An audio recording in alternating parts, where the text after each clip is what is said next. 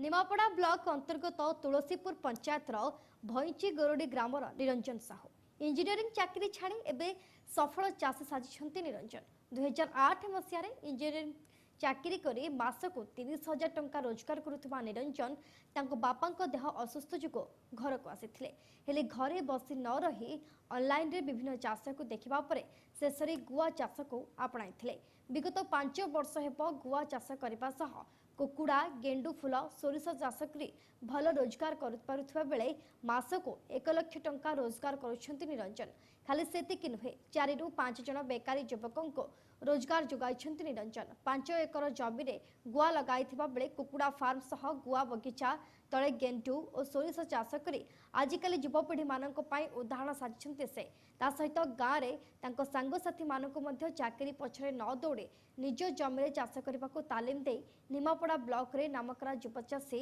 होई पारिछंती Niranjan Sahu. Fast job थिला मोर software engineer थिली software engineer किछ दिन पर बापा देह टे खराब होबारु घर को आसिली आ जॉब जाई पारलेनी तापर धीरे धीरे मो पटे चाष को मटे कौन करी कौन नहीं बसिया भितर भाबिया भितर कुकुड़ा चाष आरंभ कली कुकुड़ा चाष आम 5 एकर जगह अच्छी 5 एकर जगह भितर खाली कुकुड़ा फार्म अल्प जगह गला तापर फांका जगह जो थिला 5 जगह कौन करी भाविला भितर बाहर यूट्यूब आ सांग मान सब फार्म फार्म सब देखा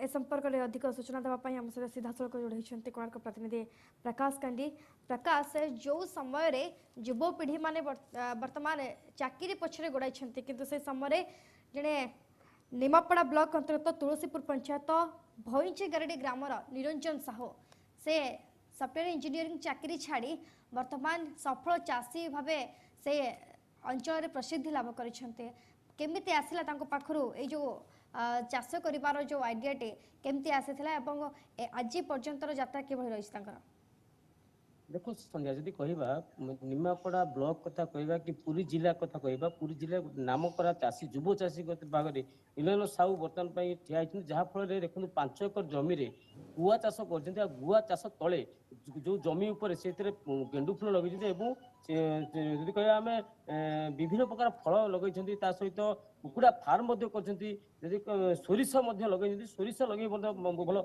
लाभवान होती जो भाई भाव देखो सीधा सड़क चित्र देखो से बगीचा जो बगीचार सीधा सड़क चित्र आम देखो देखो श्रमिक मैंने कम कर श्रमिक मैंने दी पैसा इनकम कर मंथली 7 ରୁ 8 हज़ार टका इनकम कर ये जो बगीचा होती जो गुआ बगीचा होती गुआ बगीचार जो सफल चाषी रही युव चाषी सहित सीधा सड़क आलोचना करवा आम सहित अच्छा निरंजन साहू अच्छा आज्ञा एमबीसी टीवी की स्वागत आप जो भाव में चाष को आपणेले कौन कौन प्रथम कौन थी आप चाष को कहीं आपणेले किपर भाव इंजीनियर चाकरी छाड़े कौन कहबे कि नमस्कार निरंजन साहू आम प्रथम चाकरी जॉब थी जॉब सरला माने बापा देह टे खराब होबार जॉब छाड़ी गाँव थी गाँव कौन करी एमती भाविया भितर यूट्यूब देखली विभिन्न प्रकार लोक मिसिक कौ चाष कले मोर बहुत सफल हेबी भाविया भितर यूट्यूब देखा भितर सांगसाथी परामर्श करा भितर देखली गुआ गछटा आम से जो वन टाइम इनभेस्टमेंट थरी आम से लगेला तार जत्न पत्र नहीं से 4 ରୁ 5 वर्ष पर आमको सी प्रति वर्ष से आमको भल इनकम दब ता तले भी जो फांका जगह रोज ता भर भी मुझे विभिन्न पनीपरिया चाष कर 2 पैसा इनकम कर देखो गुआ गोटे लंग टाइम चाष जब गुआ को अपेक्षा करा पड़ो कि अर्थ इनकम कलामको 2 ରୁ 4 वर्ष अपेक्षा करा पड़ो सहित तुम कुकुड़ा फार्म कथा कह जो गेंडु चाष करवा जब कह जो सोरिष चाष कर मंथली लाभवान होती गेंडु चाषा गुआ लगे सारा जो रोचे 8 फुट जगह रोचे विभिन्न प्रकार पनीपरिया चाष फूल चाष ये माने रबी जातीय चाष ये सब आम कर मासे 1.5 मास भर इनकम करवा आम तो गुआर इनकम कला बेलू 4 ରୁ 5 वर्ष समय लगुच तेणु 4-5 वर्ष पर आउ तो आम बसी पारानी ता भर आम फूल चाष गोटे लगे 1.5 मास पर सी आमको कंटिन्यूअस 4 मास पर्यंत सी इनकम दब तापर पनीपरिया चाष जमी कोबी चाष हो काकुड़ी चाष हो जन्नी चाष विभिन्न चाष रोचे ताकू भी लगे सी भी आमको भल इनकम दब ତାପରେ ସୋରିଷ ଯୋଉ ତାର ଦାମ ବି ବହୁତ ଭଲ ରହୁଛି, ସିଏ ବି ଭଲ ଆମକୁ ଇନକମ୍ 2 ମାସ ପରେ ସିଏ କଣ୍ଟିନ୍ୟୁସ୍ ଦବ। ଏମିତି କଣ୍ଟିନ୍ୟୁସ୍ ପନିପରିବା ଗୋଟେ ସରୁଥିବ ଗୋଟେ ତାପରେ ଏମିତି ଚାଲିଥିବ, ସେମିତି କରିବା ଦ୍ୱାରା ଆମର ପିଲା ବି ଏଥିରେ ଉପକୃତ ହେବେ, ମୁଁ ବି ଦିଟା ସେଥିରୁ ଭଲ ଇନକମ୍ କରୁଛି, ସେଥିରୁ ଭଲ ପଇସା ଗୋଟେ କଥା କହିବା, ଇଞ୍ଜିନିୟର ଚାକିରି ଛାଡି ଯେ ଚାଷରେ ମନ ବଳିଆ କଣ ଗୋଟେ କାହିଁକି ଏଭଳି ଗୋଟେ ପଦକ୍ଷେପ ନେଲେ? ଚାକିରି 30,000 ମନ୍ଥଲି ଇନକମ୍ କରିପାରୁଥିଲେ, ତେବେ ଏଭଳି ପଦକ୍ଷେପ କଣ ପାଇଁ ନେଲେ? ଏଇଟା ହଉଛି ନିଜ ସ୍ୱାଧୀନରେ ଆମେ କାମ କରିବା। ତାପରେ ସିଏ ପ୍ରାଇଭେଟ ଜବରେ ଆମେ ମନ୍ଥଲି ପାଉଥିଲେ, ଇଏ ଆମେ ଡେଲି ବେସିସରେ ବି ପଇସା ପାଇବା, ତାଠୁ ଭଲ ପଇସା ଆମେ ଯେତେ ଏଇଟା ଖଟିବା, ଯେତେ ପରିଶ୍ରମ କରିବା ସେତେ ଭଲ ପଇସା ବି ସେଥିରୁ ଆମେ ପାଇପାରିବା।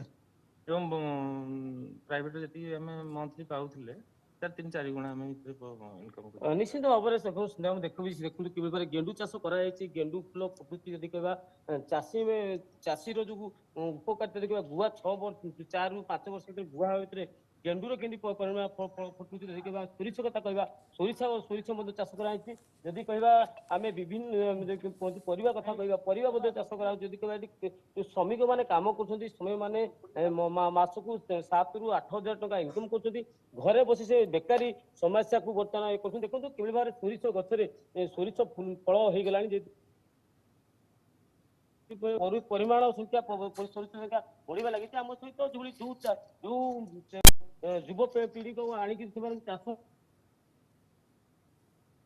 ଭାଇମାନେ ଜୟ ଜଗନ୍ନାଥ। ଆପଣଙ୍କୁ ଯେଭଳି ଭାବରେ କୋଣାର୍କ ଆସିଛି, ଯେଭଳି ଭାବରେ ଆପଣ ଆସିଛନ୍ତି ଏ ଚାଷ ଜମିରେ, ଯେଭଳି ଭାବରେ ଆପଣ ଚାଷ କରୁଛନ୍ତି, କିପରି ଆପଣ ଇନକମ୍ କରୁଛନ୍ତି, କିପରି ପରିବାରକୁ ମେଣ୍ଟେନ କରୁଛନ୍ତି, କଣ ଏମିତି କହିବେ? ମୁଁ ଆରାରେ ପ୍ରାୟ 5 ବର୍ଷ ହେଲା କାମ କରି ଆସୁଛି। ଆଉ ତାଙ୍କ ବାପାଙ୍କ ସହିତ ଯେତେ ପାଠ ପଢୁଥିଲି ତାଙ୍କର ମୋର ଭଲ ସମ୍ପର୍କ ଥିଲା। ତାପରେ ତାଙ୍କର ଗାଡ଼ି ଗୋଟେ ଥିଲା, ବୁଝାବୁଝା କରି ଡ୍ରାଇଭିଂ କରୁଥିଲି।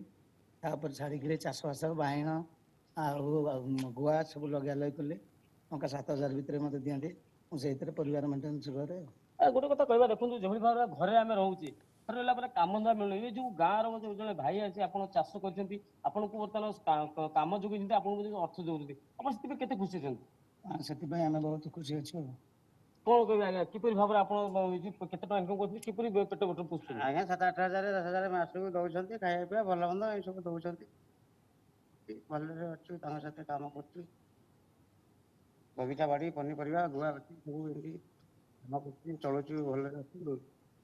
ଆଉ ଗୋଟେ କଥା କହିବା, ଦେଖନ୍ତୁ କୁକୁଡ଼ା ଫାର୍ମ ମଧ୍ୟ ଠିକ କରିଛନ୍ତି, ସେମାନେ କୁକୁଡ଼ା ଫାର୍ମ ଆପଣ ଦେଖୁଛନ୍ତି, ଯଦି କହିବା ଚାଷ ମଧ୍ୟ ଦେଖୁଛନ୍ତି, ଗୁଆ ଚାଷ ଦେଖୁଛନ୍ତି, କେତେ କିଭଳି ଭାବରେ ପରିବାର ମେଣ୍ଟେନ କରୁଛନ୍ତି? ପିଲାମାନଙ୍କୁ ଅସୁବିଧା ହଉଛି କି? ନାଇଁ ସାର୍, କିଛି ଅସୁବିଧା ନାହିଁ, ଭଲରେ ଅଛୁ। କଣ କହିବେ ଆଜ୍ଞା, କିପରି ଆପଣ ଚଳୁଛନ୍ତି ଆଜ୍ଞା? ଆମେ ତ ଏମିତି ତାଙ୍କ ଚାଷୀ ଲୋକ, ବଗିଚା ବାଡ଼ିରେ କାମ ଧନ୍ଦା କରିକି, କୁକୁଡ଼ା ଫାର୍ମରେ କାମ କରି ଏମିତି ପରିବାର ମେଣ୍ଟେନ କରୁଛୁ ଆଉ ଖୁସିରେ ରହିଛୁ ଆଉ। ଗୋଟେ କଥା ଦେଖନ୍ତୁ, ସରକାରଙ୍କର ବିଭିନ୍ନ ଯୋଜନା ଅଛି, ଯଦି ଗରିବ ଲୋକମାନେ କାମ କରିବେ ଏବଂ ତାଙ୍କ ଯୋଉ କାମ ଯୋଗେଇ ଦଉଛନ୍ତି, ଯୋଉ କାମ ଆପଣ ପାଇପାରୁନଥିଲେ, କୋଉ ମୁହୂର୍ତ୍ତରେ ହଇରାଣ ହଉଥିଲେ, ବର୍ତ୍ତମାନ ଯୋଉ ଗାଁରେ ଗୋଟେ ଯୁବପିଢି ଆପଣଙ୍କ ପାଖରେ ଚାଷ କରିଛନ୍ତି, ଆପଣଙ୍କୁ ରୋଜଗାର ଦେଖନ୍ତି, ଆପଣ କେତେ ଖୁସି ଅନୁଭୂତି, କଣ କହିବେ? ସେଥିରେ ଆମେ ବହୁତ ଖୁସି ଅଛୁ, ଭଲରେ ଅଛୁ। ନିଶ୍ଚିତ ଭାବରେ ଦେଖୁ ସନ୍ଧ୍ୟା ବିଭିନ୍ନ ଆମେ ଆଉ ଥରେ ପଚାରିବା ସେଇ ଚାଷୀ କି ଯୁବପିଢି କି। ଆଜ୍ଞା ଦେଖନ୍ତୁ, ଏଇ ଯୋଉ ଚାଷ କରିଛନ୍ତି, ଚାଷ କରି ଗାଁରେ ଯୋଉ 4ରୁ 5 ଜଣ ଯୁବକ ବର୍ତ୍ତମାନ ବେକାରୀ ଯୁବକ ଆପଣ ସହଯୋଗ ହାତ ବଢେଇ ତାକୁ ମଧ୍ୟ ରୋଜଗାର ଯୋଗାଉଛନ୍ତି। ଯଦି କହିବା ମନ୍ଥଲି କେତେ ଟଙ୍କା ଇନକମ୍ କରୁଛନ୍ତି, ଯଦି ଏଇ ଯୋଉ ଚାଷ କାମ କରିକିରି କେତେ ବେନିଫିଟ ହଉଛନ୍ତି, ଆଉ କଣ ଯୁବପିଢି ମାନଙ୍କୁ କଣ ବାର୍ତ୍ତା ରହିବ? କାମ କର କୁକୁଡ଼ାରୁ ତ ମନ୍ଥଲି ପାଖାପାଖି 1,00,000 ଟଙ୍କା ପାଉଛି। ଏବଂ ଚାଷ କରିବା ଭିତରେ ଯେ ପାଖାପାଖି 70-80 ହଜାର ଟଙ୍କା ଭଳିଆ ମୁଁ ପାଉଛି ଚାଷରୁ। ମାନେ ପିଲାମାନଙ୍କ ଦରମା, ତାଙ୍କର ଖାଇବା ପିଇବା ସବୁ ବ୍ୟବସ୍ଥା କରିକିରି। ଆଉ ଗୋଟେ କଥା କହିବା, ଯଦି ଯୋଉ ଯୁବପିଢି ମାନେ ଚାକିରି ପଛରେ ଦୌଡୁଛନ୍ତି, ଚାକିରି କି ସେ ଆପଣେଇବାକୁ ଚିନ୍ତା କରୁଛନ୍ତି, ତାକୁ ପାଇଁ କଣ ଆପଣଙ୍କର ବାର୍ତ୍ତା ରହିବ? ସେମାନେ ଚାକିରି ପ୍ରତି ଚାହିଁବେ କି ଏଭଳି ଚାଷ କରିକି ନିଜେ ପରିବାର ମେଣ୍ଟେନ କରିବେ, କି ନିଜେ ରୋଜଗାର କରିପାରିବେ? ନିଜ ଉପରେ ଡିପେଣ୍ଡ କରେ, କିନ୍ତୁ ମୁଁ ଏତିକି ସଜେସନ ଦେବି ଯୁବପିଢି ମାନଙ୍କୁ, ଚାକିରି ପଛରେ ଏମିତି ଧାଇଁକିରି ସମୟ ବ୍ୟସ୍ତ ନ କରିକିରି, ନିଜର ଯଦି ଖାଲି ଜମି ଅଛି ସେମାନେ ଆସିକି ଠିକରେ ଉନ୍ନତ ପ୍ରଣାଳୀରେ ଚାଷ ଶିଖିକିରି ଟ୍ରେନିଂ ନେଇକିରି ଆମର ବ୍ଲକରେ ବିଭିନ୍ନ ଏଗ୍ରିକଲଚର ଡିପାର୍ଟମେଣ୍ଟ ଅଛି, ତାଙ୍କଠାରୁ ପରାମର୍ଶ କରିକିରି ଯଦି ପାରୁଛନ୍ତି ଭଲ ଚାଷୀ ଏରିଆରେ ଯିଏ ଅଛନ୍ତି ତାଙ୍କଠାରୁ ପରାମର୍ଶ ନେଇକିରି ଚାଷବାସ କଲେ ସେ ନିଜ ସ୍ୱାଧୀନରେ ଏବଂ ଭଲ ପଇସା ଦିଟା ଇନକମ୍ କରିବେ, ଚାକିରି ଠାରୁ ଭଲ ପଇସା ଦିଟା। ଯଦି କହିବା ନିମାପଡା ବ୍ଲକ କଥା କହିବା, ପୁରୀ ଜିଲ୍ଲା କଥା କହିବା, କେତେ ବର୍ତ୍ତମାନ ପର୍ଯ୍ୟନ୍ତ ଆପଣ ଯୋଉ ଚାଷ କାମକୁ ଆପଣେଇଛନ୍ତି, ଆପଣ ସାଙ୍ଗସାଥୀ ମାନଙ୍କୁ କେତେ ଜଣଙ୍କୁ ପ୍ରେରଣା ଦିଅନ୍ତି, ସେମାନେ ଆପଣଙ୍କୁ କଣ ସବୁ ସହଯୋଗ ନେଇ ସେମାନେ ଚାଷ କାମ କରୁଛନ୍ତି? ଆମ ପାଖାପାଖି 15ରୁ 20 ଜଣ ଯୁବପିଢ଼ିଙ୍କୁ ମୁଁ ଟ୍ରେନିଂ ଦେଇ ସାରିଲାଣି। ସେମାନେ ବି ପାଖାପାଖି କିଏ ତାଙ୍କ ନିଜ ସକ୍ଷମ ଅନୁସାରେ କି 3,000 କି 2,000 କି 5,000 ଏମିତି କୁକୁଡ଼ା ଫାର୍ମ କରିକି ସେମାନେ ସବୁ ନିଜ ପରିବାର ଠିକରେ ଭରଣ ପୋଷଣ କରୁଛନ୍ତି। ଚାଷ ବି ସେମାନେ ଫାର୍ମ ଚାରିପଟେ ଯୋଉ ଖାଲି ଜାଗା ରହୁଛି ସେଥିରେ ବି ଚାଷବାସ କରି ପନିପରିବା କରି ସେ ବି ଭଲ ଦିଟା ଗୁଆ ଗଛ ଭିତରେ ଗେଣ୍ଡୁ ଗଛ ଲଗେଇବା ଏ ପ୍ରଣାଳୀଟା ଆପଣ କେମିତି ପାଇଲେ? ନା ଏଇଟା ମୁଁ ଦେଖିଲି ଖାଲି ଜାଗା ଅଛି, ତେଣୁ ବିଭିନ୍ନ ଯୋଉମାନେ କରିଛନ୍ତି ପୁରୁଣା ଚାଷୀ କରିଛନ୍ତି ଏମିତି ସବୁ କରୁଛନ୍ତି ସେମାନେ ପରାମର୍ଶ କଲି 5-6 ଜଣ ଠାରୁ ଚାଷୀଙ୍କ ଠାରୁ ପରାମର୍ଶ କରିବା ପରେ 4-5 ଜଣ ଠାରୁ ନୂଆ ନୂଆ ଆଇଡିଆ ଶିଖୁଛି। ଆଇଡିଆ ଶିଖିଲା ପରେ ନିଜେ ସେଇଟା ମୁଁ ମୋ ବିଲରେ ଆପ୍ଲାଏ କଲି। ଦେଖନ୍ତୁ ସନ୍ଧ୍ୟା ମୁଁ ସହଯୋଗ କହିବି, ଦେଖନ୍ତୁ କିଭଳି ଭାବରେ ଚାଷୀ ଯୋଉଭଳି ଭାବରେ ଯୁବକ ମାନେ ଯଦି ବେକାର ଯୁବକ ମାନେ କେମିତି କାମ ପାଉଛନ୍ତି, କାମ କରୁଛନ୍ତି, ଆଉ ସେଇ କାମ ଯୋଉ ଗୁଆ ଚାରା ଲାଗିଛି ଗୁଆ ଚାରାର ଏପଟ ପକ୍ଷ ଦେଖେଇକି ସହଯୋଗ କହିବି, ଦେଖନ୍ତୁ କିଭଳି ଗୁଆ ଚାରା ଆଜି ଫଳିବାର ସମୟ ଆସିଲାଣି। ଆଉ 6-7 ମାସ ଭିତରେ ଯୋଉ ଗୁଆ ଫଳିବ ଏବଂ ଏମାନେ ଯୋଉ ଗୁଆକୁ ନେଇକରି ବାହାରେ ଯୋଉ ଚାହିଦା ବିକ୍ରି କରିବେ। ଆମ ସହିତ ଆଉ ମଧ୍ୟ ଅଛନ୍ତି ଯୁବପିଢି ପ୍ରତି ଆଲୋଚନା କରିବା। ଦେଖନ୍ତୁ ଆଜ୍ଞା, ଯେଭଳି ଭାବରେ ଚାଷକୁ ଆପଣେଇଛନ୍ତି ଆପଣଙ୍କ ଗାଁର ଜଣେ ଯୁବକ, ଆପଣ ତାଙ୍କ ପାଖରେ କାମ କରୁଛନ୍ତି, କେତେ ଟଙ୍କା ଇନକମ୍ କରୁଛନ୍ତି, ଆଉ କିପରି ଭାବେ ପରିବାର ମେଣ୍ଟେନ କରୁଛନ୍ତି? 8,000 ଟଙ୍କା ମାସକୁ ଭିତରେ ପାଉଛି, ଘର ଚଳୁଛି, ଖର୍ଚ୍ଚ ବାର୍ଚ୍ଚ ହଉଛି, ଆଉ ଏମିତି କାମ କରୁଛୁ ତାଙ୍କ ପାଖରେ 5-6 ବର୍ଷ। ଗୋଟେ କଥା କହିବା, ବିଦେଶ ଯୋଉ ଯାଉଛନ୍ତି ଦାଦନ ଶ୍ରମିକ ଖଟିବାକୁ, ବର୍ତ୍ତମାନ ଆପଣଙ୍କ ପାଖରେ ଆପଣଙ୍କ ଗାଁ ପିଲା ବର୍ତ୍ତମାନ ଆପଣଙ୍କୁ ସହଜ ଡାକିଛି, ଆପଣଙ୍କୁ କାମ ଦେଇଛି, ଆପଣ ଦାଦନ ଶ୍ରମିକ ଯାଉନାହାନ୍ତି। ସରକାରଙ୍କୁ ଏ ବାତରେ କଣ କହିବା, ସରକାର କଣ ଉଦ୍ୟାନ ହେଲେ ଆପଣ ଏତେ ଲୋକ ଇଏ ଯୋଉ ଚାଷ କରୁଛନ୍ତି ତାର ଉପକାରିତା ହେଇପାରିବେ? ବିଦେଶକୁ ମୋ କହିବା ଅନୁସାରେ ବିଦେଶକୁ ନ ଯିବା ଦରକାର। ମାନେ ଆମ ଓଡିଶାରେ ନିଜେ କାମ କରିବା ଠିକ, ଚାଷବାସ କରିକି ଚଳିବା ଠିକ। ବାହାରକୁ ଯାଇକି ବି ଯୋଉ ପିଲା ଯୋଉ ଅସୁବିଧା ହଉଛନ୍ତି, ରୋଗରେ ପଡୁଛନ୍ତି, ଦେହ ଖରାପ ହଉଛି, ଯୋଉ ଭଳିଆ ଅସୁବିଧା ହଉଛି, ନ ଯିବା ଦରକାର। ଗାଁରେ ଚାଷବାସ କରିକି ଚଳିବା ଦରକାର ଆଉ ଭଲ। ନିଶ୍ଚିନ୍ତ ଭାବରେ ସନ୍ଧ୍ୟା, ଦେଖନ୍ତୁ ସମସ୍ତେ କହୁଛୁ ଯେ ଗାଁକୁ ରୁହନ୍ତୁ ଏବଂ ଗାଁ ଜମିରେ ଚାଷ କରନ୍ତୁ, ଆଉ ପରିବାର ମେଣ୍ଟେନ କରନ୍ତୁ। ଆମ ସେଇ ଯୁବକ ଜାଗା ଦେଖନ୍ତୁ ଯେଭଳି ଭାବରେ ରାଜ୍ୟ ସରକାରଙ୍କ କଣ ଆପଣଙ୍କୁ ସାହାଯ୍ୟ ପାଇଛନ୍ତି କି ସାହାଯ୍ୟ ପାଇବାକୁ ଚିନ୍ତା କରୁଛନ୍ତି, କଣ ଆପଣ ଦାବି ରଖିବେ? କିଛି ସାହାଯ୍ୟ ପାଇନି। ଆଉ ସରକାରଙ୍କୁ ଏତିକି ଅନୁରୋଧ, ଯଦି ସେ ଏମିତି ଆମ ଭଳି ଯୁବକମାନଙ୍କୁ କିଛି ସାହାଯ୍ୟ କରନ୍ତେ ତାହେଲେ ଏମିତି ବହୁତ ବେକାରୀ ସମସ୍ୟା ଦୂର ହେଇଯାନ୍ତା। ଲୋକ ଆଉ ଦାଦନ କରିବା ପାଇଁ ବାହାରକୁ ଯାଆନ୍ତେନି। ନିଜର ଓଡିଶାରେ ବହୁତ ବି ଡେଭଲପ ପନିପରିବା ଜାଗା ଚାଷବାସରେ ବହୁତ ଡେଭଲପ ହୁଅନ୍ତା। ନିଶ୍ଚିତ ଭାବରେ ସନ୍ଧ୍ୟା, ଦେଖନ୍ତୁ ଯୋଉ ଚାଷ କାମ କରିବା ଆଉ ଚାଷ କରିକି ନିଜ ଗୁଜୁରାଟ ମେଣ୍ଢା କରିବା ସହିତ ପରିବାରକୁ ମଧ୍ୟ ସହଯୋଗର ହାତ ବଢିବା। ଯଦି କହିବା ପରିବାର ମେଣ୍ଟେନାନ୍ସ କରିପାରେ, ଯଦି ମନ୍ଥଲି 1 ଲକ୍ଷରୁ 2 ଲକ୍ଷ ଟଙ୍କା ମଧ୍ୟ ଇନକମ୍ କରିପାରିବା। ଏ ଯୋଉ ଗୁଆ ଚାଷ କରୁଛନ୍ତି, ଗୁଆ ଚାଷ ତଳେ ଯଦି କହିବା ଗେଣ୍ଡୁ ଚାଷ କରୁଛନ୍ତି, ତା ସହିତ ଯଦି କହିବା ସୋରିଷ ଲଗେଇଛନ୍ତି, ଯଦି କହିବା ବିଭିନ୍ନ ପନିପରିବା କରିଛନ୍ତି ଏବଂ କୁକୁଡ଼ା ଫାର୍ମ କରିଛନ୍ତି, ଏଇ ଯୋଉ 5 ଏକର ଜମି ଉପରେ ସେ ଚାଷ କରିଛନ୍ତି, ସେ ମଧ୍ୟ ଯୁବପିଢି ପାଇଁ ଗୋଟେ ଉଦାହରଣ ସାଜିଛନ୍ତି, ପୁରୀ ଜିଲ୍ଲା ପାଇଁ କହିଲେ ଗୋଟେ ଉଦାହରଣ ସାଜିଛନ୍ତି। ଆଉ ତାଙ୍କ ସହିତ ଆମେ ସିଧାସଳଖ ଆଲୋଚନା କଲେ ତାଙ୍କ ସହିତ ପୁନର୍ବାର ସେଇ ଆଲୋଚନା କରିବା। ଆଗେ ଦେଖନ୍ତୁ, ଯଦି କିଛି ଯୁବପିଢି ଚାହିଁବେ ଆପଣଙ୍କୁ କିଛି ଟିପ୍ସ ନେଇକରି ଆପଣ କାମ କରିବେ, ଆପଣ ତାଙ୍କୁ କିଭଳି ଭାବେ ସହଯୋଗ କରିବେ? ହଁ, ମୁଁ ତାଙ୍କୁ ସମ୍ପୂର୍ଣ୍ଣ ରୂପେ ସହଯୋଗ କରିବି। ଯୋଉମାନେ ଯୁବପିଢି ମାନେ ବେକାରୀ ଯୁବପିଢି ମାନେ ଚାହୁଁଛନ୍ତି କାମ ଶିଖିକିରି କରିବା ପାଇଁ, ସେମାନଙ୍କୁ ମୁଁ ଆସିଲେ ମୁଁ ତାଙ୍କୁ ବିଭିନ୍ନ କେମିତି ଚାଷ କରିକି କେମିତି କମ ସମୟ ଭିତରେ ଅଧିକା ଲାଭବାନ ହେଇପାରିବେ, କୋଉ କୋଉ ଚାଷ କଲେ ଅଳ୍ପ ସମୟ ଭିତରେ ସେ ଆପଣଙ୍କୁ ଭଲ ରିଟର୍ନ ଦେଇପାରିବ, ସେମିତି ତାଙ୍କୁ ସବୁ ମୁଁ ସଜେସନ ଦେବି। ନିଶ୍ଚିତ ଭାବରେ ସନ୍ଧ୍ୟା, ଆମ ସହିତ ଅଛନ୍ତି ହଁ, ନିହାତି ଭାବରେ ଗ୍ରାମବାସୀ। ପ୍ରକାଶ, ଆପଣ ଯେଭଳି ଭାବରେ ସୂଚନା ଦେଉଥିଲେ ଏବଂ ଆମେ ଯେଉଁଭଳି ଭାବରେ ସିଧାସଳଖ ପ୍ରତିକ୍ରିୟା ଶୁଣୁଥିଲେ ଯୁବ ଚାଷୀ ନିରଞ୍ଜନ ସାହୁଙ୍କର, କି ସେ ଚାକିରି ଛାଡ଼ି ନିଜ ଜମିରେ ଯେଉଁ ଭାବରେ ଗୁଆ ଚାଷ କରିଛନ୍ତି, ଗେଣ୍ଡୁ ଚାଷ ଏବଂ ଦେଖିବା ଯଦି ସୋରିଷ ଚାଷ, କୁକୁଡ଼ା ଫାର୍ମ, ଏସବୁ କରିକି ସେ ଆଜି ଜଣେ ସଫଳ ଚାଷୀ ରୂପେ ପୁରୀ ଜିଲ୍ଲାରେ ପ୍ରସିଦ୍ଧି ଲାଭ କରିଛନ୍ତି ଏବଂ ଯେଉଁମାନେ ଗାଁରେ ରହିଯାଇଛନ୍ତି ବେକାର ଯୁବକମାନଙ୍କୁ ସେମାନଙ୍କୁ ମଧ୍ୟ ସେଠି ନିଯୁକ୍ତି ଦେଇଛନ୍ତି।